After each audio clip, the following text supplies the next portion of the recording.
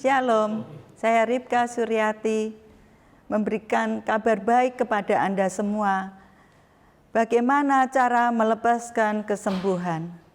Tahukah kita apa artinya memiliki Yesus, Bapa dan Roh Kudus yang tinggal di dalam diri kita? Tetapi siapa yang mengikatkan dirinya pada Tuhan menjadi satu roh dengan Dia. Itu dikatakan di dalam 1 Korintus 6 ayat 17.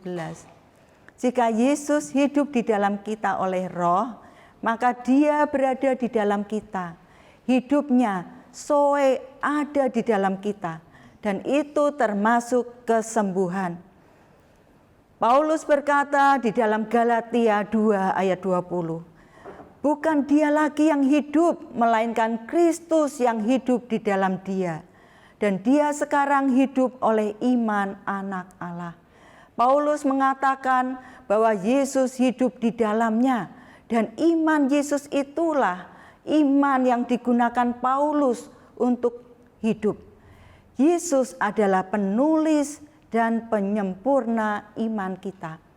Karena itu, iman Tuhan ada di dalam diri kita. Itulah iman yang menyembuhkan. Iman itu menjadi bagian kodrat rohani kita yang sudah lahir baru.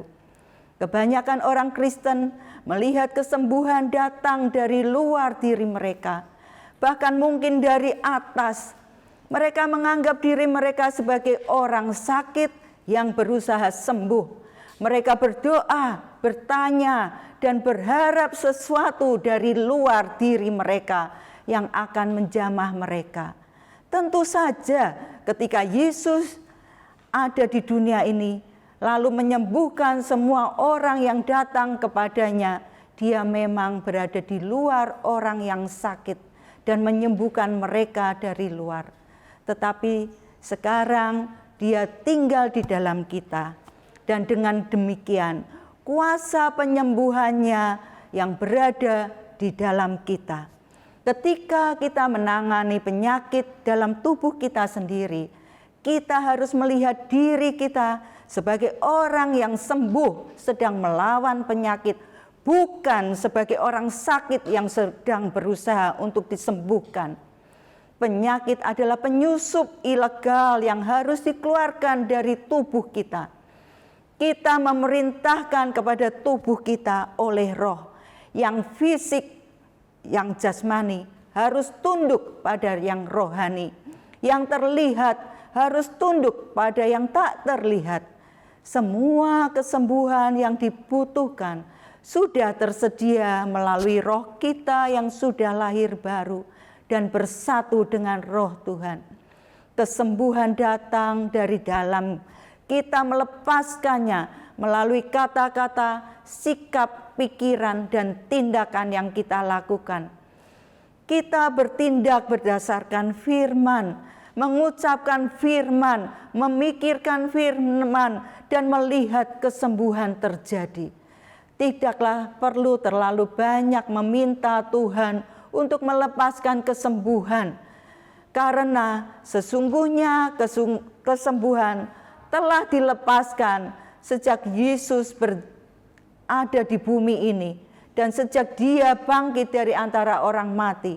Masalah yang lebih penting, bagaimana cara kita melepaskan kesembuhan yang telah Tuhan lepaskan.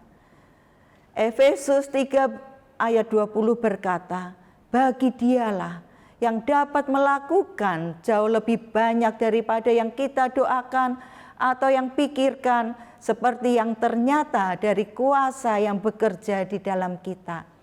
Ayat ini layak untuk kita renungkan. Ketika kita memiliki pemahaman yang jelas tentang pewahyuan iman, serta pemahaman bahwa Sang Penyembuh tinggal di dalam kita, artinya kekuatan yang menyembuhkan bekerja di dalam kita, maka kita sedang berjalan untuk melihat manifestasi penyembuhan.